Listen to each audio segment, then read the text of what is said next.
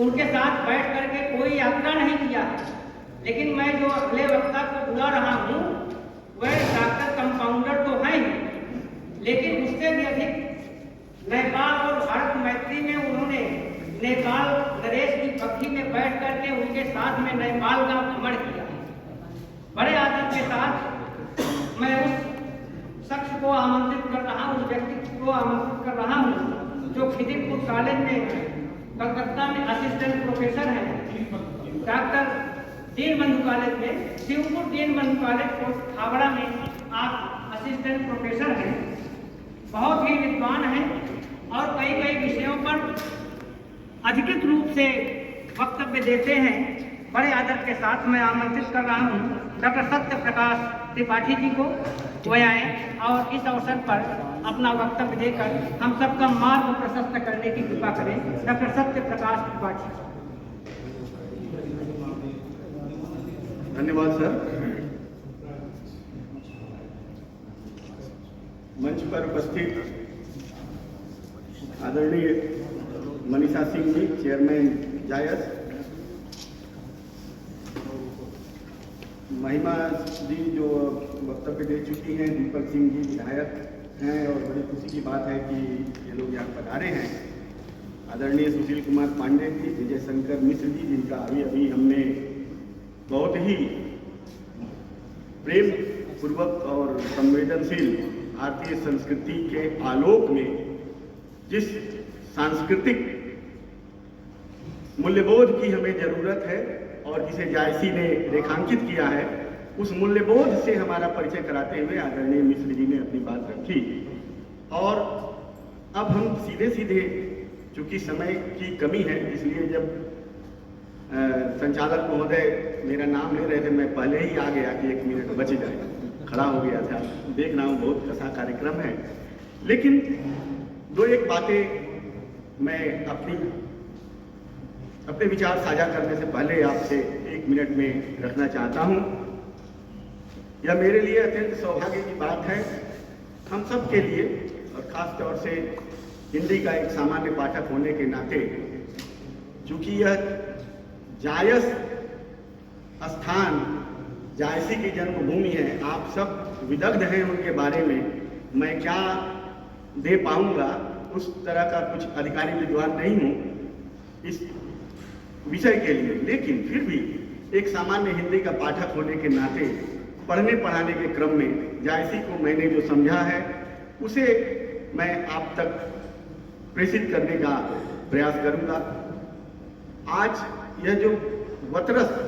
के द्वारा यह जो कार्यक्रम है, यह अपने आप में जायसी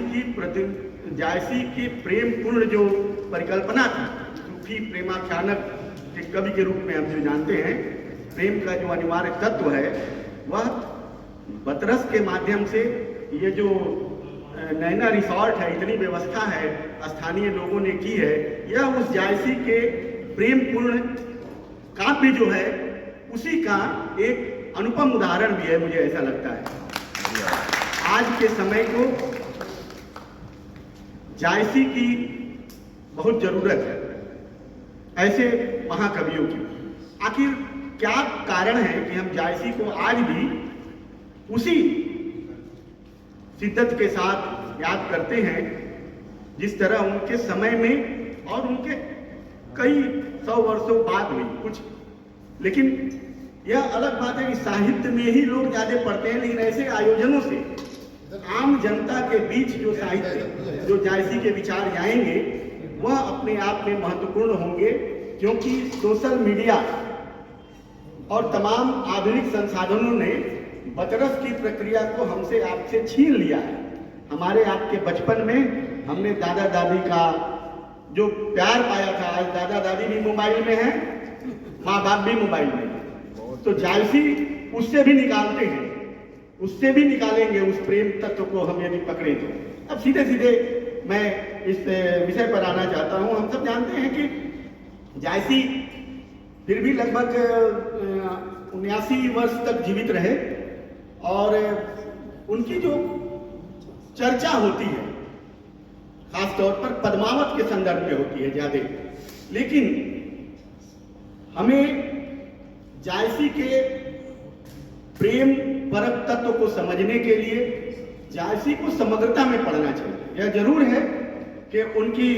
कुछ रचनाएं ऐसी हैं जो धार्मिक प्रवृत्ति की हैं, लेकिन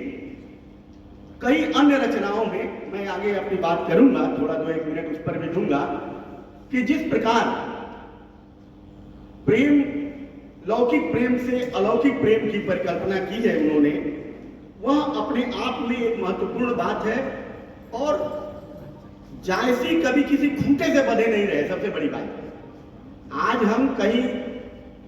किसी,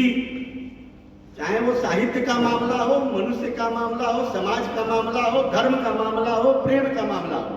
कई जगह हम अपने अपने खूंटे निर्धारित कर लेते हैं, लेकिन जायसी ने कोई खूंटा निर्धारित नहीं किया, मुझे लगता है। और इसलिए जायसी की आज हमें बहुत अधिक जरूरत है, मैं ऐसा महसूस करता हूं। उन्हें जो अच्छा लगा वही उन्होंने ग्रहण किया था। उनके जीवन में हमने यह देखा है पढ़ते हुए, जायसी को एक दुख था। आज उनकी आत्मा इधर जरूर विचरण कर रही होगी, उनका यह जन्म स्थान है, और वह दुख उनका खत्म हो गया होगा। वह दुख क्या था, क्यों खत्म हुआ होगा? जायसी का दुख यह था कि बाहर बाहर से लोग जायस को जानने आते थे, लेकिन हमारे जगह के लोग हमें उतना नहीं जानते थे। उस समय की बात, जायसी एक लिखते हैं एक जगह कि भंवर आई बनखंड हुत ले ही कमल के बास, दादुर पास न पावहीं